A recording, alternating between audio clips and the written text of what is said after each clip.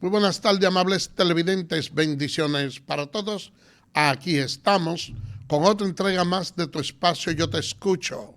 Hoy, miércoles 18 del mes de marzo del año 2026. Un miércoles, señores, con muchas informaciones.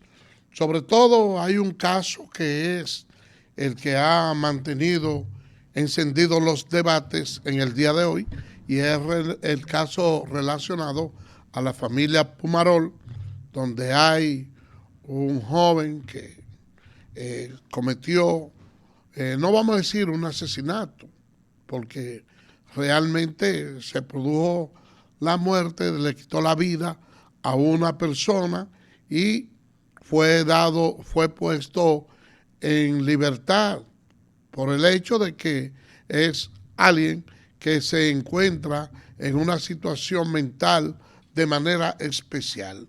Y eso ha causado toda esa conmoción y crítica a favor y en contra, y es preciso que un tema de la complejidad como el que tiene se pueda tratar de la manera más sana y sobre todo verlo como uno de los precedentes legales que indudablemente esto está marcando. Miren,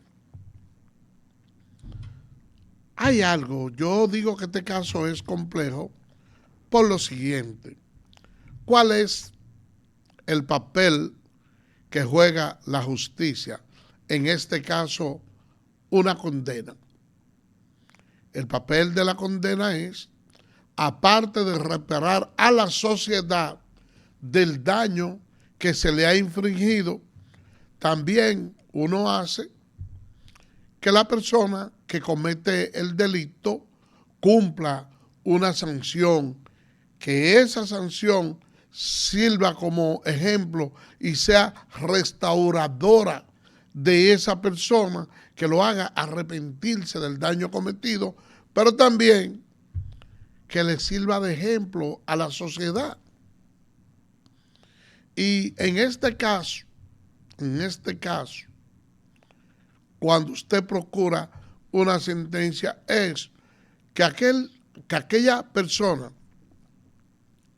que cometió el delito, cuando usted lo recluye, le impone un castigo. Pero si usted tiene una persona con un estado de esquizofrenia, con una persona que tiene cierto problema de intervención mental, no quiero decir la palabra, pero por mal vuelta que doy, tengo que caer a ella.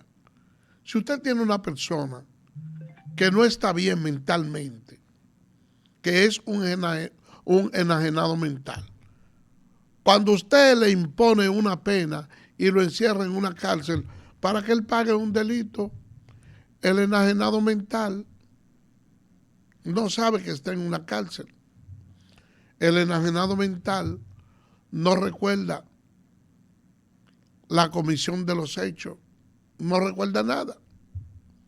Entonces, ¿dónde está el castigo a la persona que cometió el hecho?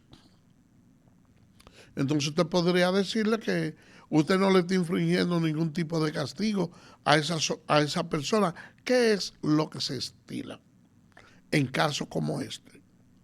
Bueno, se hacen los estudios y cuando ya los facultativos han establecido, deben de establecer si al momento de la comisión del delito el infractor estaba en un estado de lucidez mental, si estaba consciente del acto que estaba cometiendo.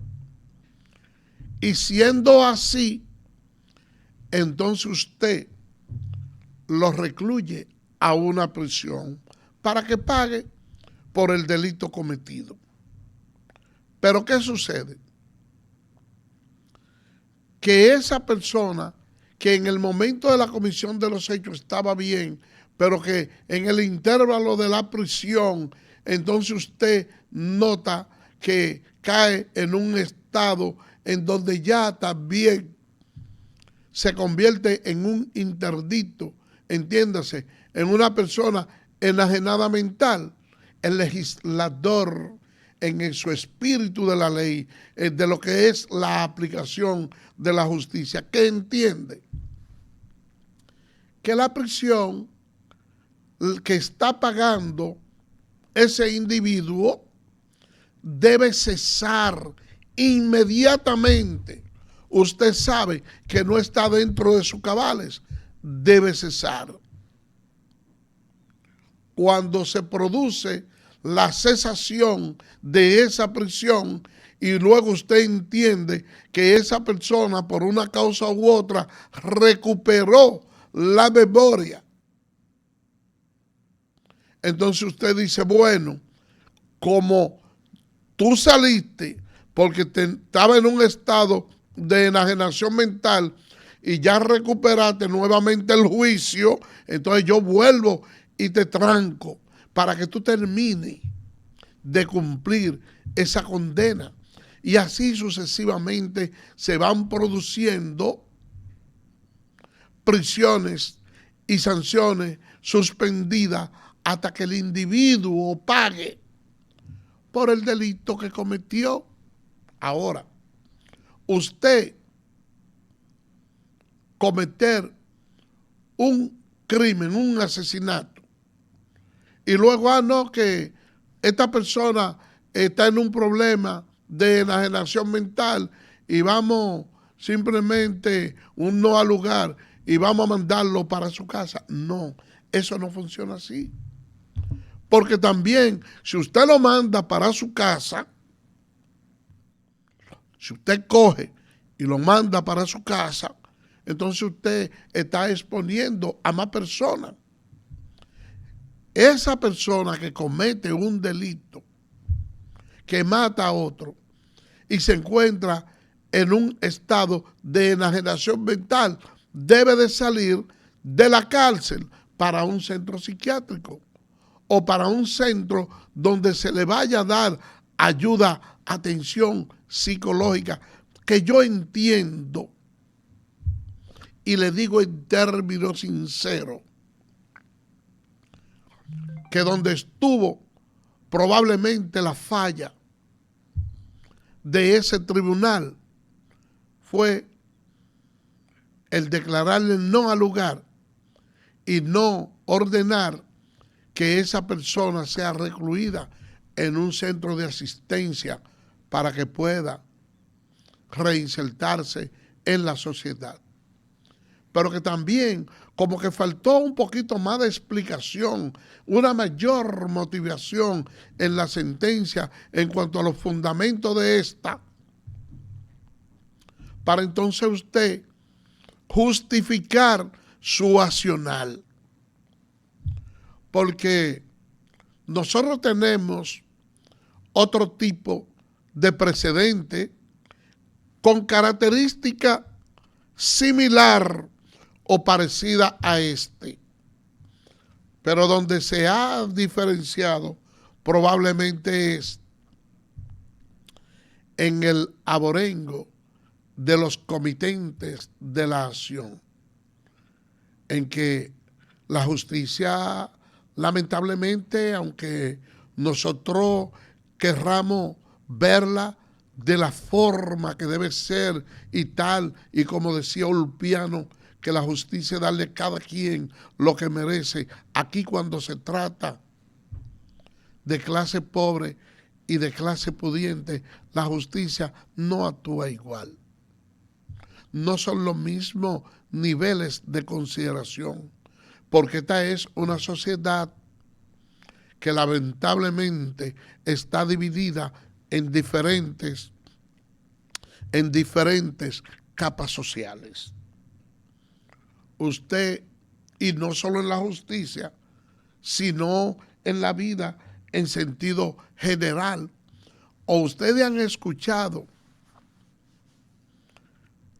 que una persona muy pobre que se robe, como uno por allá de la Romana, que se robó 15 chinolas y le metieron qué sé yo cuántos años de prisión. Ustedes escuchan esa efervescencia en los medios de comunicación diciendo que hay que respetar el debido proceso. El debido proceso, que es una expresión muy popular en nuestro país y en los medios de comunicación, se da cuando quienes cometen los delitos, quienes cometen los actos de corrupción, son personas que tienen un buen estatus económico. A alguien le preocupa la prisión preventiva que pueda tener un desarropado que venga de uno de esos barrios marginados. No, eso no le preocupa a nadie. Entonces, la situación no puede verse de esa manera. Uno estaría propugnando por esa madre que se le acusó en una ocasión de haber matado a su hija, que se habló que tiene problemas mentales, pero el tratamiento ante la justicia no es igual. No es lo mismo ni es igual. Porque cuando se trata de aplicar la ley, aquí tiene mucho que ver con el estatus de la persona. Y es lo que realmente crea mayor indignación en la sociedad dominicana. Cuando las leyes empiezan a marcar la diferencia, entonces una sociedad que camine de esa manera no anda bien. Vamos a hacer una pausa y regresamos en breve.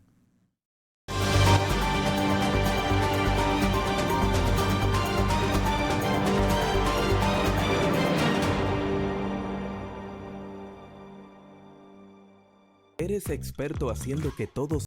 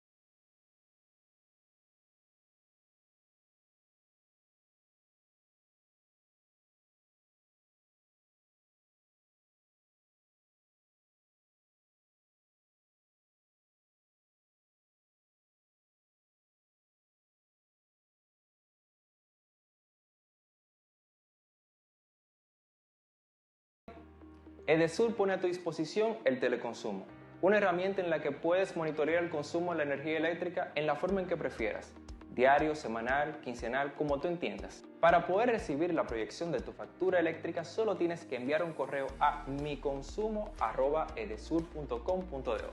Tú tienes el control, lo que tú consumes es lo que tú pagas.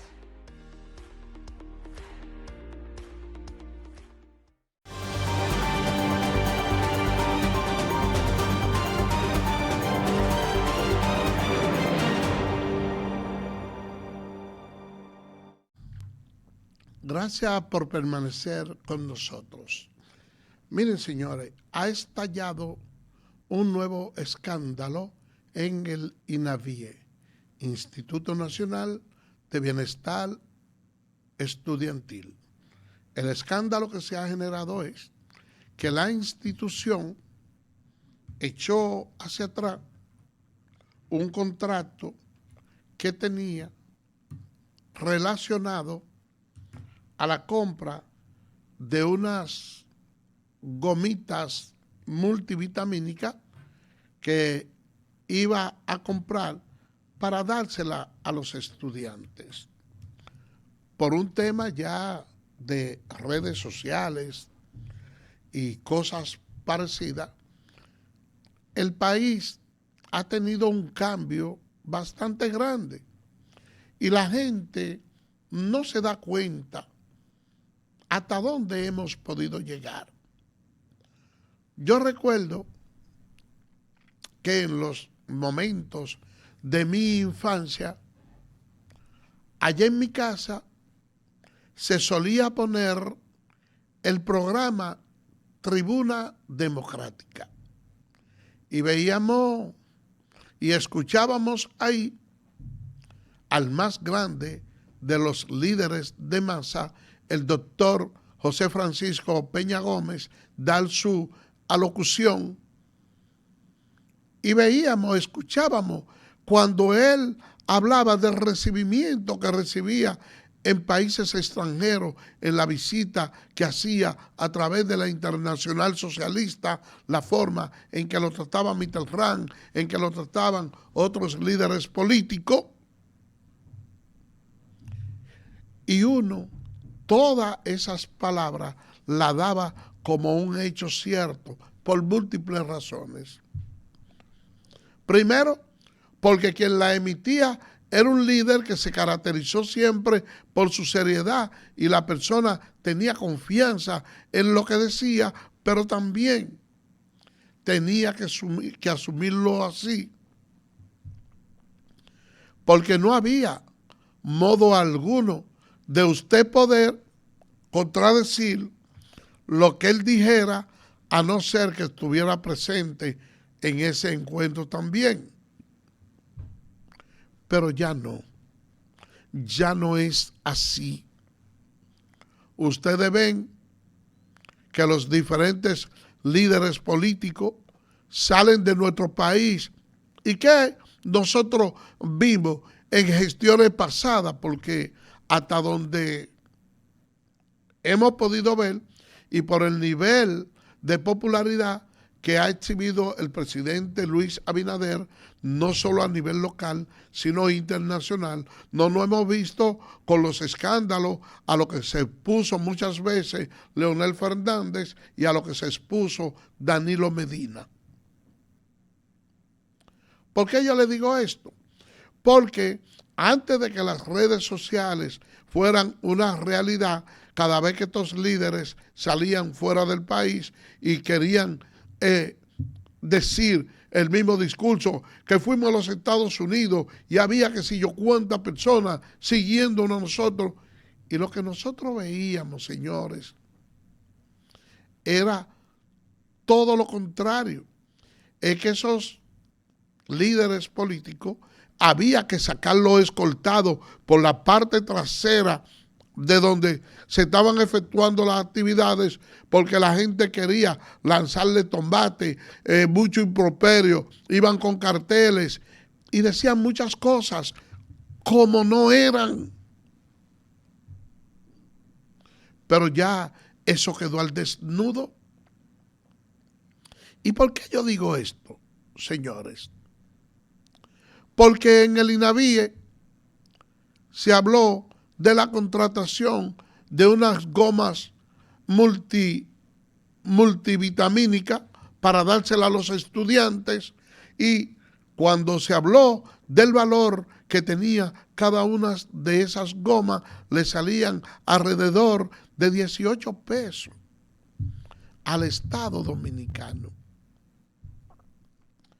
Y hay un programa, Somos Pueblo, que se atribuye o le atribuyen haber visto y haber descubierto que esas mismas gomas que el INAVIE la tenía contratada para pagar a 18 pesos, se encontraban en una de las aplicaciones de venta de Amazon a 5 pesos. Oigan la diferencia. De 18 a 5. Un contratista para venderla a 18. Pero en esa plataforma se dice que la venden a 5 pesos. Hay una diferencia de 13 pesos que en otros tiempos esa institución y ese contratista le hubiesen dado un manazo al Estado Dominicano y al pueblo también, porque se habla de un contrato que envuelve unos 151 millones de pesos. Es lamentable que una situación de esa naturaleza ocurra, sobre todo en estos tiempos. El INAVIE ya echó para atrás esa propuesta, echó para atrás ya esas contrataciones. Qué bueno que lo hizo a tiempo. Pero nosotros estamos hablando que de 5 a 18 estamos hablando de alrededor de economía de un 73% más o menos, ahí a ojo de buen cubero, que se está economizando el Estado más de 100 millones de pesos.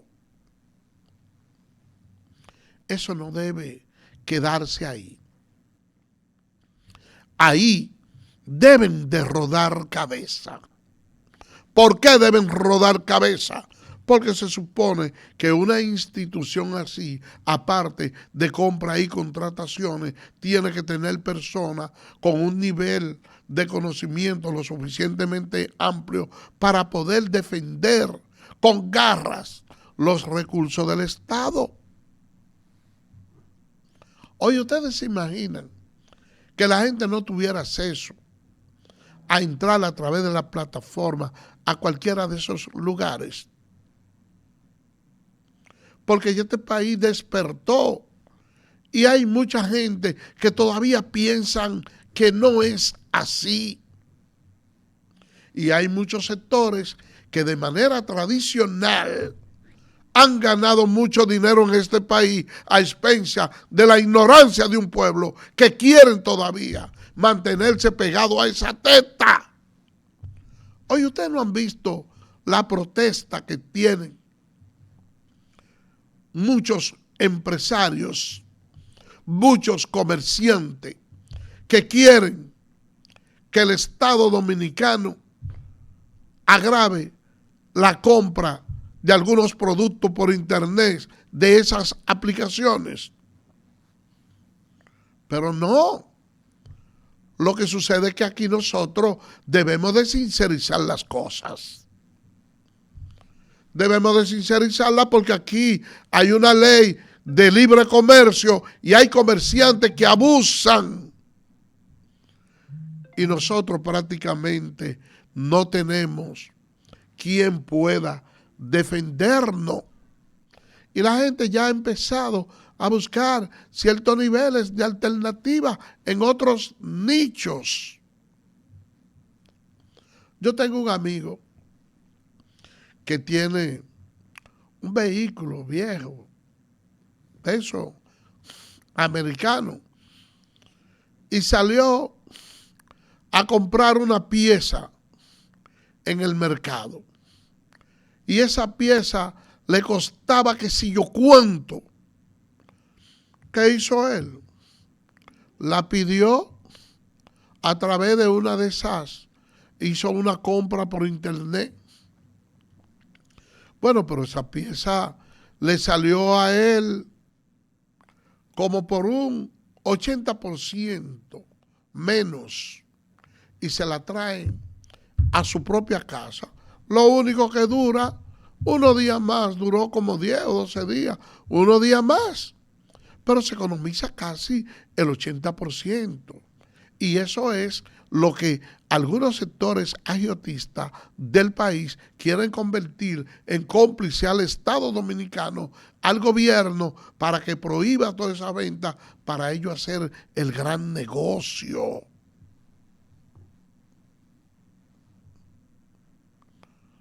Nosotros, después de que este gobierno se instaló ahí, fruto de que la gente salió a las calles a protestar por los muchos actos de corrupción que se cometían. No podemos continuar bailando en la misma goma, en el mismo riel. Nosotros necesitamos un cambio profundo de la sociedad. Pero de la única manera que nosotros podemos lograr ese cambio que tanto anhelamos y tanto pedimos es estableciendo sanciones que sean ejemplarizadoras dentro de la sociedad. Que el INAVIE echó para atrás el contrato, que no se produjo, pudiéramos decir, el daño al Estado que se esperaba, pero la tentativa estuvo. Y el legislador dominicano ha establecido que la tentativa del crimen se castiga como el crimen mismo, porque ¿cuál es la diferencia? Que algo que usted planificó por una causa u otra de manera fortuita se evitó, pero el ánimo de Candy, la intención suya de proferir el daño, ha estado allí. Y la verdad es que son demasiados los escándalos de actos de corrupción que se han venido registrando en los últimos tiempos. Ahora, ¿cuál es la parte para mí importante? Es que ahora la comisión de los actos de corrupción tienen sanciones y que nada queda impune, que todo el que hace o todo el que comete un acto de corrupción ahora en este gobierno es separado de la fila. Y es que nosotros estamos bregando con seres humanos, con personas de carne y hueso, en un país donde la moral ha sido extirpada de la sociedad. Aquí, ahora, una gente, usted tiene que cuidarse porque alguien quiere engañarlo y robarle. Y ya no le importa que usted le diga, mira, tú eres un ladrón. Palabra que si se la decían a otro tipo de generación, había que matarlo ahí mismo. Esa persona tratando de defender su honra, pero ya no. Ya a nadie le importa que lo acusen de robo. A nadie le importa robarle a usted. Lo hacen de manera descarada y ahora con las redes sociales se inventan muchas cosas de simulación, de fraude, de cómo engañar al otro, de cómo tener dinero por la vía fácil, sin ningún tipo de sacrificio. Y para que ustedes vean lo difícil que es controlar a la persona corrupta, no solo en estos tiempos, sino desde el principio de la humanidad, basta con un simple ejemplo. Jesús duró 40 días en el monte del Calvario conversando con Dios para escoger a 12 apóstoles, personas idóneas que lo acompañaran durante su vida para, con esos 12 ejemplos, tratar de construir la humanidad. Y Judas lo traicionó. Entonces, no hay que ver con ojo de aumento ni estar extremadamente alarmado de que al presidente Luis Abinader, los miembros de su gabinete también quieran engañarlo. Señor presidente, siga aplicando esa macana, siga removiendo la mata y nosotros esperamos decretos nuevos para ir separando la manzana podrida de la canasta de su gobierno. Vamos a hacer una pausa y regresamos en breve.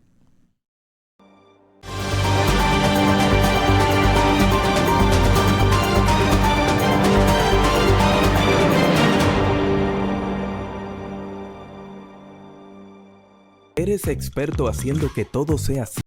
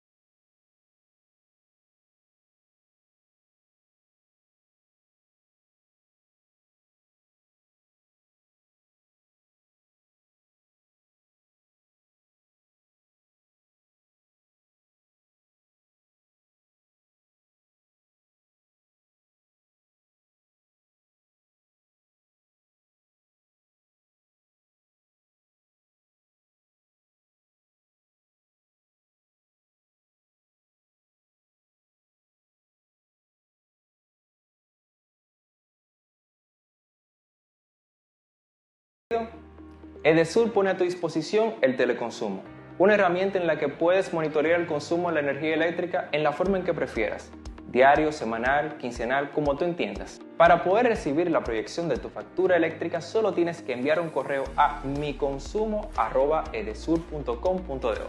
Tú tienes el control, lo que tú consumes es lo que tú pagas.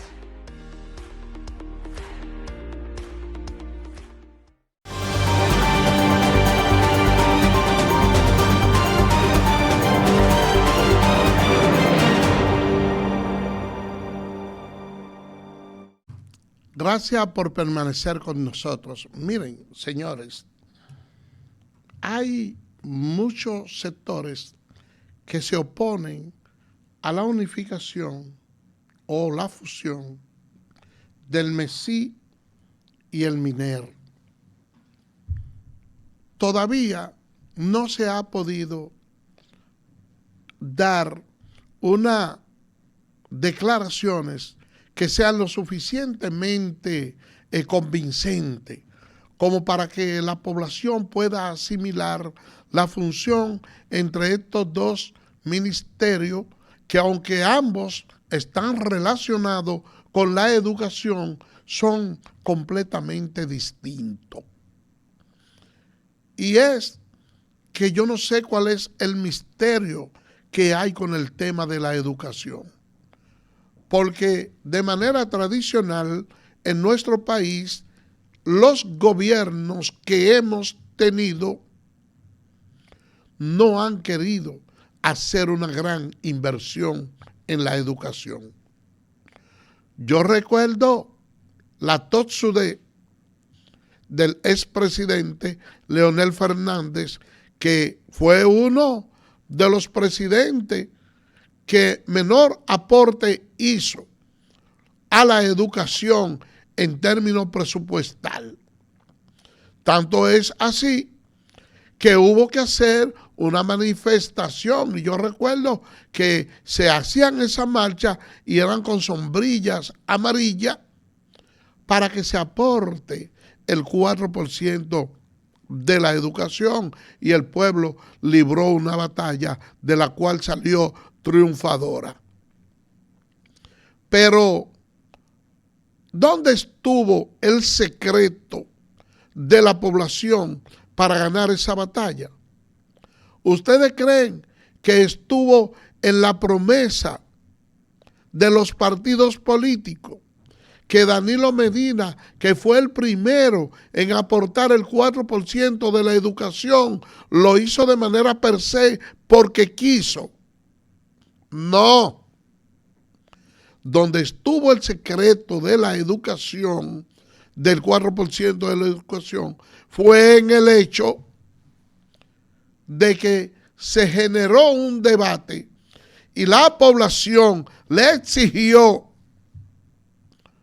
a los precandidatos que en aquella ocasión querían ser presidente de la República, firmar un pacto comprometiéndose a entregar el 4% del Producto Bruto Interno. Y esa lucha librada por el pueblo, la cual ganó de una manera, yo pudiera decir que asombrosa, es lo que ha permitido que después de eso, del Producto Bruto Interno, se saque el 4% para la educación. Pero después de haber ganado la lucha, ¿hemos saboreado esa victoria? No, no la hemos saboreado. Yo siento que no. Porque yo siento que nosotros vamos a empezarla a saborear cuando los gobiernos tengan la capacidad de poder nombrar a las personas idóneas en el Ministerio de Educación. Porque hasta este momento, todo lo que han pasado por ahí han sido un fiasco. ¿Por qué decimos que todo han sido un fiasco? Porque la mayor parte de esos recursos de la educación se han ido convirtiendo en planes de asistencia sociales y no en planes de enseñanza y no en planes de aprendizaje.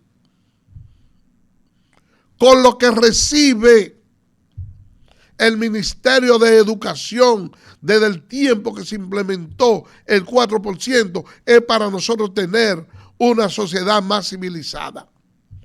Porque siempre, todos los años, sobran recursos. Y la verdad es que si nosotros hubiésemos empezado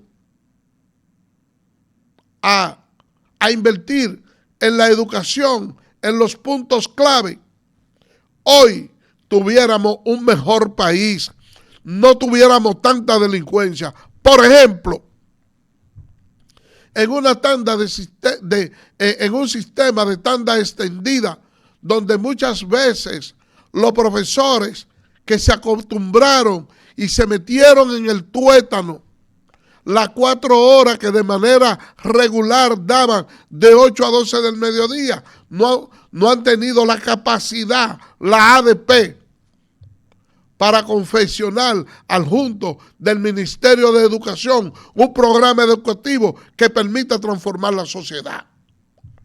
¿Qué hacen los muchachos en esas horas muertas? Correr, brincar en las escuelas.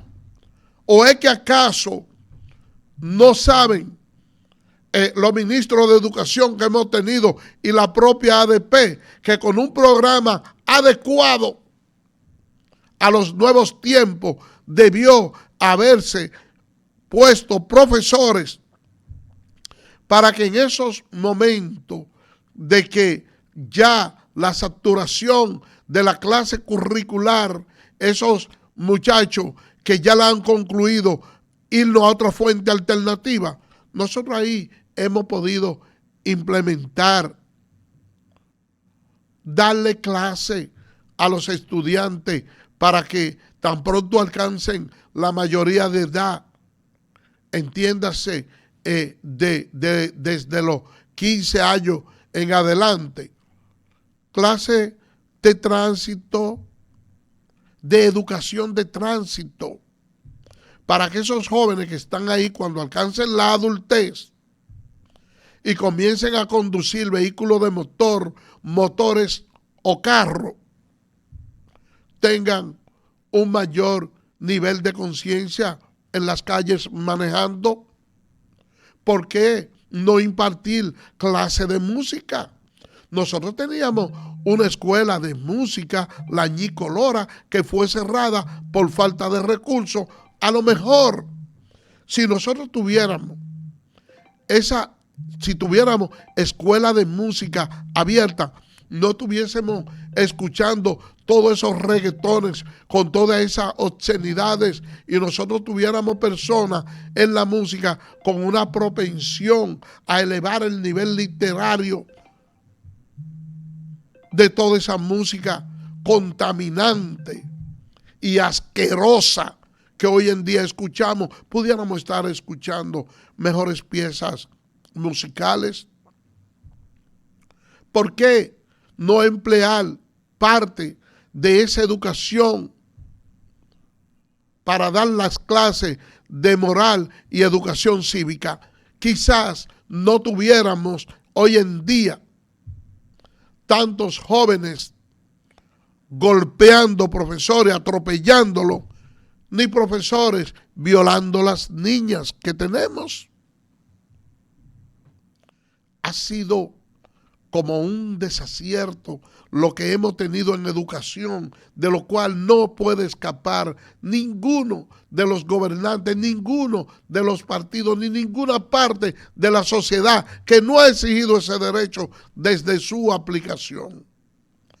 Nosotros estamos hablando, señores, de 8 años de gobierno del presidente Danilo Medina y de 5, casi 6 que lleva el presidente Luis Abinader. Estamos hablando casi de 14 años con un 4%.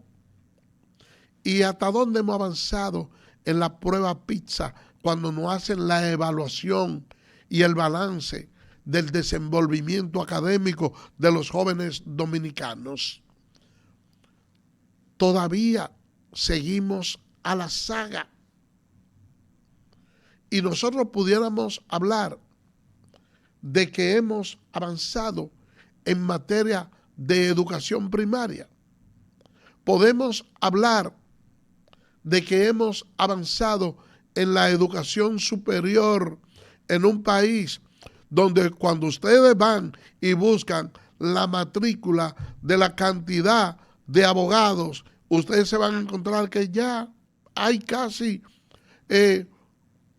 uno está alcanzando más o menos los 50,000 abogados. Aquí hay más abogados que en cualquier país que el número no supere hasta 10 veces más. Aquí hay menos psiquiatras que lo que hay en otros países que en igual número de personas que son una cuarta parte de los nosotros que nos superan.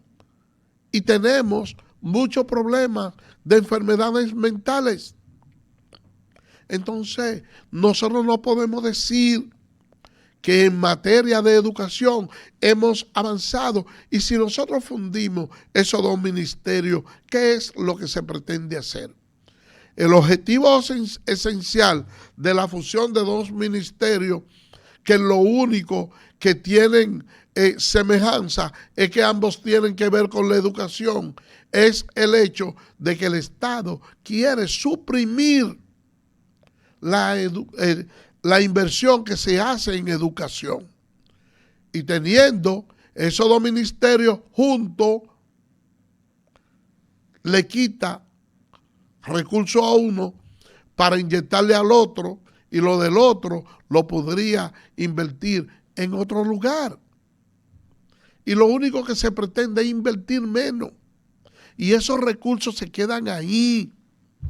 Y no saben decir, esos ministros de educación que hemos tenido, no han tenido la suficiente madurez para preparar un presupuesto que le permita que uno pueda obtener las aulas necesarias para que en los próximos años ya el estudiantado dominicano no tenga que estar pululando, improvisando escuela en carpa, que no tenga que recibir clases bajo árboles, que no tenga que recibir clases en aulas que están completamente deterioradas.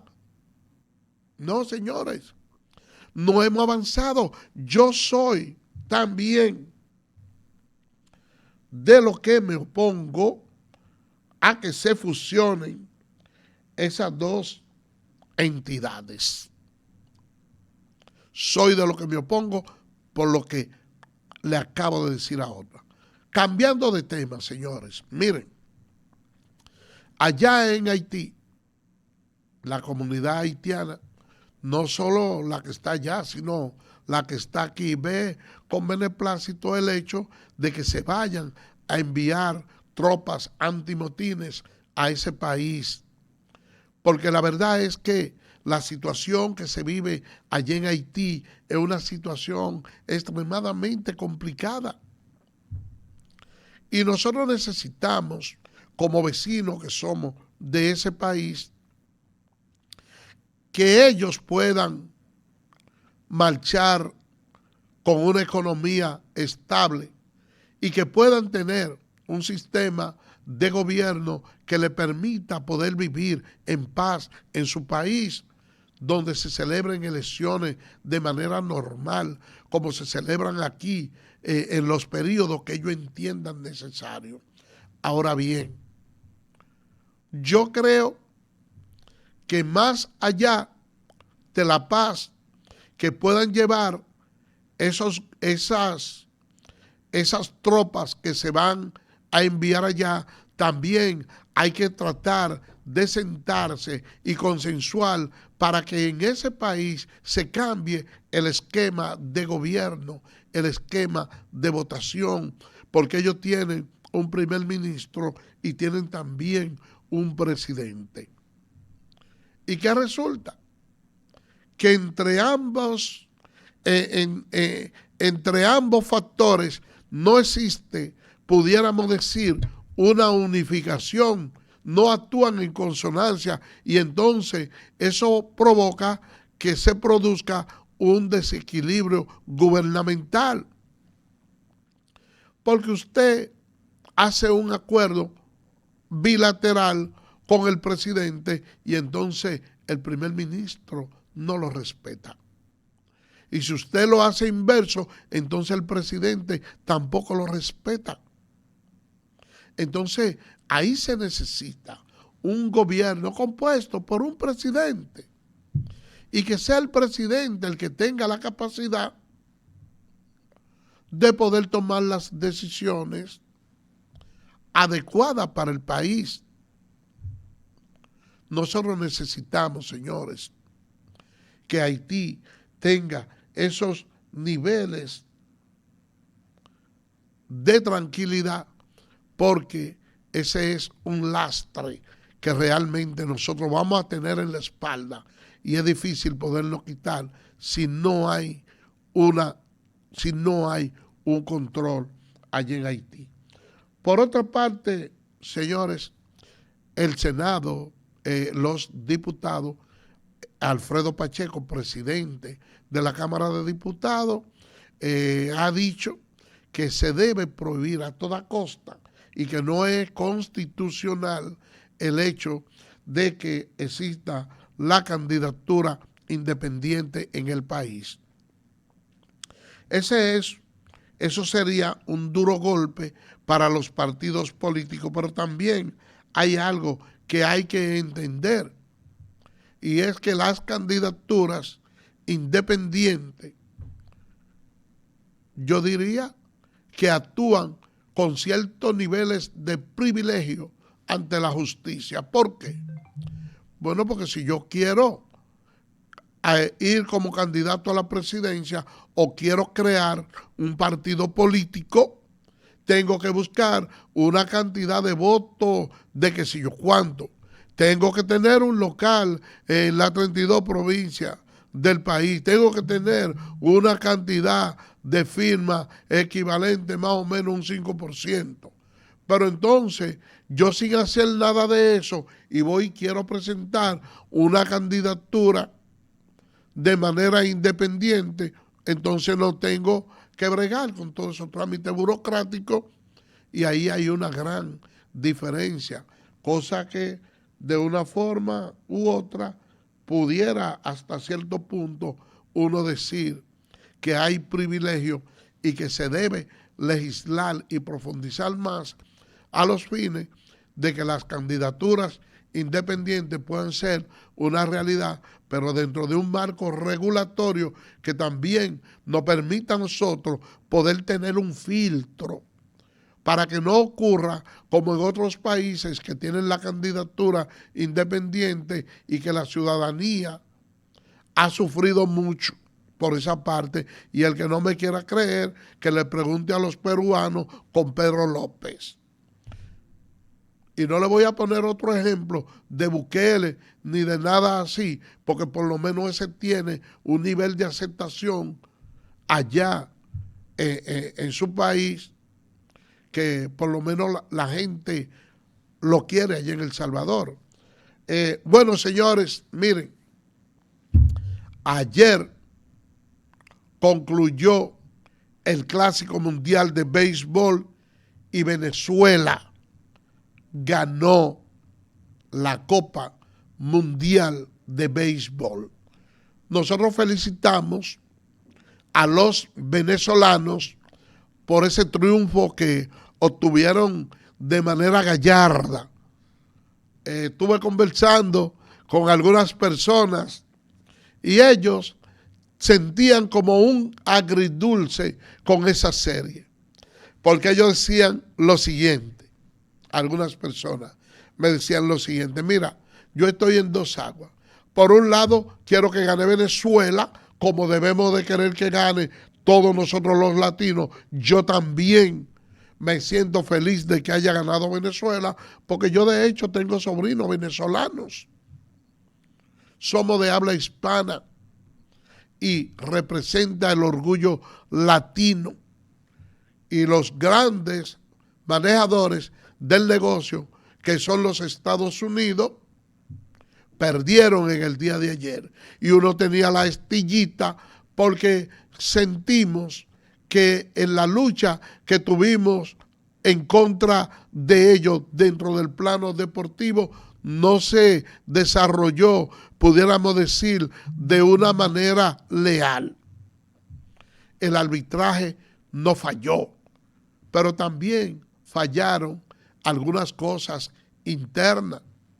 Y nosotros decíamos en el día de ayer que felicitamos a todos los jugadores, felicitamos a nuestro dirigente Albert Pujol, porque puso todo el empeño en que la República Dominicana ganara, aún cuando nosotros tenemos cierta discrepancia por la forma en que él condujo al equipo en cuanto a la estrategia.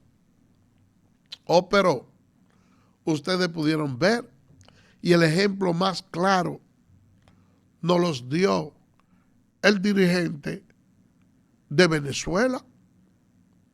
Tiene su mejor hombre